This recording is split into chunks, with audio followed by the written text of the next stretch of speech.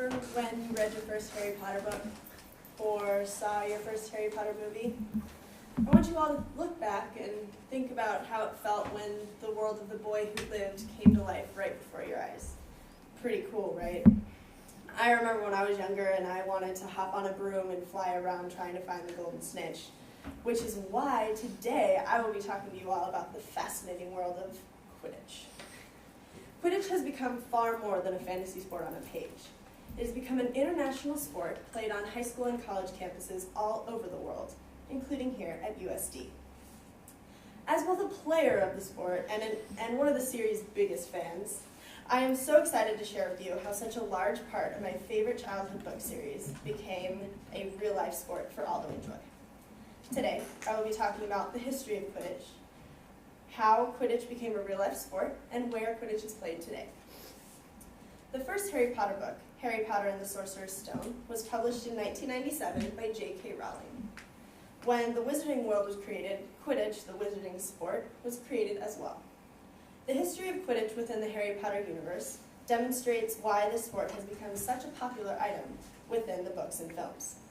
According to J.K. Rowling herself in an annotated text of the Sorcerer's Stone, quote, "Quidditch was invented in a small hotel in Manchester after a row with my then boyfriend.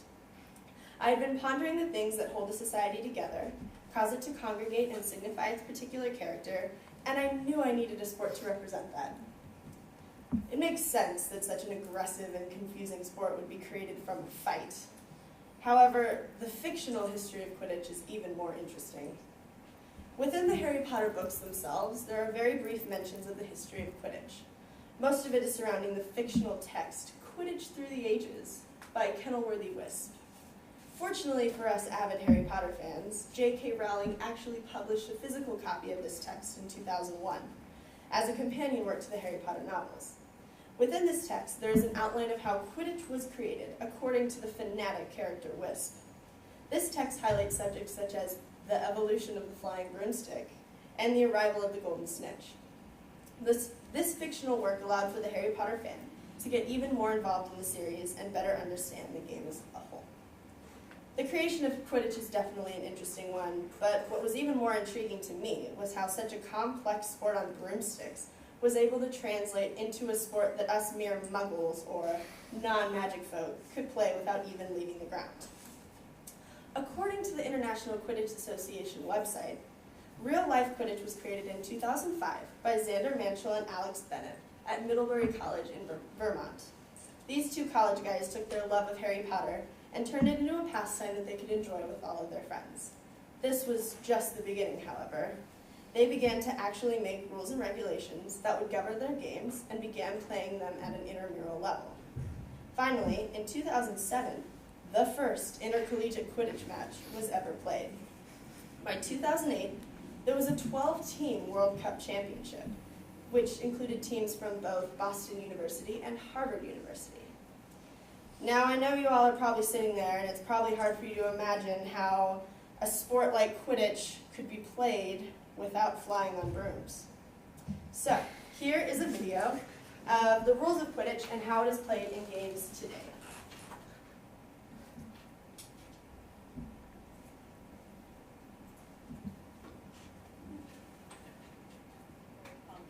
They use the slightly deflated volleyball to score goals.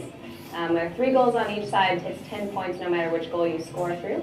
There are 2 people on each team called beaters. They use the dodgeball, which is called a bludger. And essentially, this is the defense portion of the game. If you get hit with a bludger, you have to drop any ball you're holding and run back to your own hoop. And there's a keeper on each team. That's the goalie. And then there's the snitch and seekers. The snitch is a person who's not on either team, and they usually have a sock hanging out of the back of their shorts, back here. And their job is to run around the area, not just the field, the whole area where the Quidditch match is going on, and by any means necessary, avoid being caught by either seeker ball. Once it's grabbed, that's worth 30 points, and its catch means the game is over.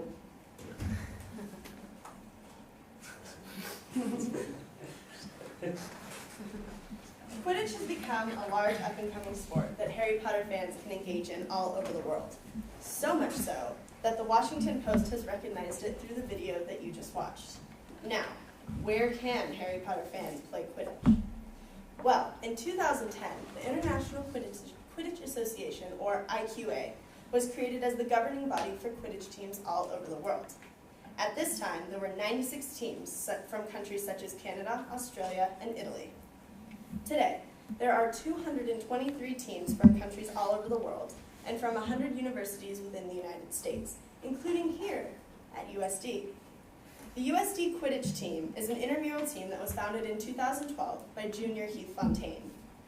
As of right now, there are 15 to 20 dedicated Quidditch players who play on the Valley Field every Sunday night.